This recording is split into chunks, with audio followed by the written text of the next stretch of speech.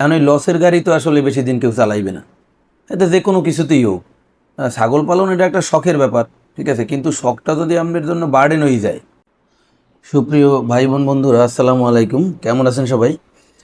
এই যে বস্তাগুলো দেখতে আছেন, এইগুলা এবার আমার ছাদের ছাগলের লগে নতুন একটা খাবারের ব্যবস্থা করছি। এগুলো রইল গিয়ে আপনার খেসারির খড়, যেটারে অনেকে কয় কলইট টাইঙ্গিয়া। হ্যাঁ, বেসিক্যালি হইলো যে আপনার এই যে খেসারির যে ডাইল আছে না, ওই ডাইলটা ওড়ার পরে খেত দিয়া এবার ওইটারে পিডাইয়ে ডাইলটা বাইর করে হালায়, পরে এই খড়টা থাহে।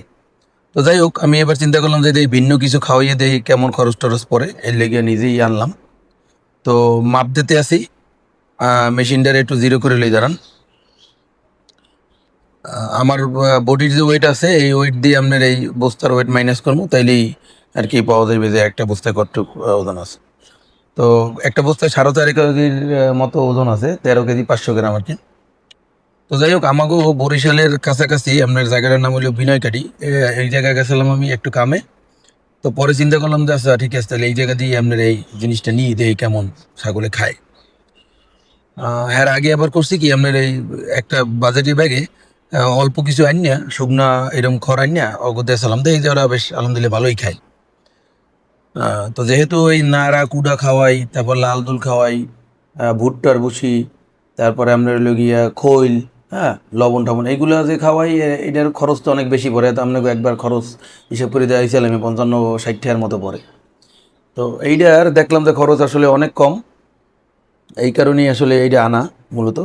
আর গ্রামের মানুষের আসলে এইটা খুব একটা প্রয়োজনীয় না। আমি দেখছি যেসব বাড়ি দিয়ে আনছি, এইসব বাড়িতে লোকজন এইটার আসলে পড়ে।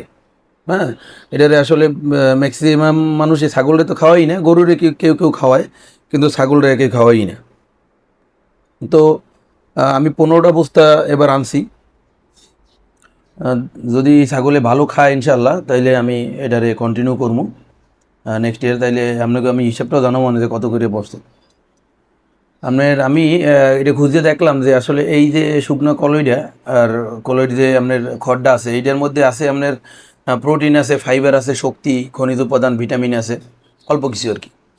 তো মোটামুটি আপনার ডাইরেক্ট নাড়া যে খাওয়াই, এটার সাথে এটার পুষ্টি উপাদান অনেক বেশি আছে। এই কারণেই আসলে এইটা আনানো। তবে একটা জিনিস কি দর্শক, যেটা দেখলাম যে আমি যে টাকায় কিনছি জিনিসটা, ঠিক আছে, এর চাইতে আপনার এই যে পরিবহন খরচটা আসলে এটার অনেক বেশি, ঠিক আছে। তো আমি আনছি মাত্র এবার 15 বস্তা, ঠিক আছে। 15 বস্তা আনলেও আপনার এই 15 বস্তায় আমার যে খরচ হয়েছে এটা আসলে একটু বেশিই হয়েছে। আমি যদি চিন্তা করে দেখলাম এটা যেহেতু পরীক্ষামূলক, এরপর যদি আমি বেশি পরিমাণ আনি ইনশাল্লাহ, তাইলে মনে হয় খরচটা আপনার সমান সমান হইবে, ঠিক আছে। অত বেশি খরচ করবেন, তারপরও আমি হিসাব করে দেখলাম যে আপনার 20 টাকা 21 টাকা করে কেজি পার কেজি পড়ে এইগুলার, একদম ছাদ পর্যন্ত লই যেতে। আসলে যারা ছাদে আমরা ছাগল পালি, এগো আসলে বিভিন্ন জিনিসপত্র দিয়ে একটু এক্সপেরিমেন্ট না করলে, মেইনলি হলো ছাগল পালনের দরকার তো ঘাস। এখন এই ঘাস যদি না থাকে তাইলে তো আপনার ছাগল পালনটা মুশকিল হয়ে যায়। তো বিকল্প কী কী জিনিসপত্র আছে এইগুলো আসলে ট্রাই করলে আপনার খরচটা কমবে। আর যদি একবার খরচ কমবে যায়, তাইলে আপনার সাথে ছাগল পালনে ওইরকম একটা আসলে ঝামেলা হইবে না। কারণ দেখা গেছে যে আপনার ছাগলের যে ইনকাম হইবে আপনার, এর থেকে যদি খরচ অনেক বেশি হয়ে যায়, তার জিনিসটা পুরোটাই লস। কারণ ওই লসের গাড়ি তো আসলে বেশি দিন কেউ চালাইবে না। এতে যে কোনো কিছুতেই হোক, ছাগল পালন এটা একটা শখের ব্যাপার, ঠিক আছে, কিন্তু শখটা যদি আপনার জন্য বার্ডেন হয়ে যায়, হ্যাঁ, দিনকে দিন আপনাকে লসই দিতেছেন, তাহলে তো আপনার পক্ষে সম্ভব না। তো আমি যেটা বুঝছি এটা হলো যে এই যে ছাগল ছাদে পালনের মেইন যে মানে কাহিনীটা, এটা হলো খাবার।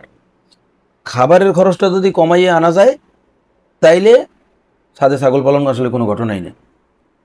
যত খাবার খরচটা আপনার কমবে, অত আপনার প্রতি মানে আপনার উপরে দিয়ে লাইবিলিটিসটা কমিয়ে দিন, ঠিক আছে। এই যে দেখেন, আলহামদুলিল্লাহ খাইতে আছে, খারাপ না। প্রথম প্রথম তো খাওয়ানটা দিছি, যেহেতু এতদিন একটা খাবারে অভ্যস্ত ছিল, তা স্বাভাবিক। তো এখন আমি একবেলা দেই এই খাওয়ানটা, বিকেলবেলাও নিয়মিত যে খাওয়ানটা আগে দিতাম সেইটা দেই, যাতে আস্তে আস্তে অভ্যস্ত হয়ে যায়। এরপর অভ্যস্ত হইলে পরে আল্লাহর ইচ্ছায় কন্টিনিউ করুন। তো বন্ধুরা, এই এর পরে আপনাকেও আমি একদিন হাতে কলম হিসাব জানাবো মনে, যে আসলে স্পেসিফিক কত টাকা আনতে খরচ হয়েছে, উড়াইতে খরচ হয়েছে, ঠিক আছে, আর ওই মালিকগো কত দিছি। তো সবাই ভালো থাকবেন, আমার জন্য দোয়া করবেন। আসসালামু আলাইকুম রহমতুল্লাহ।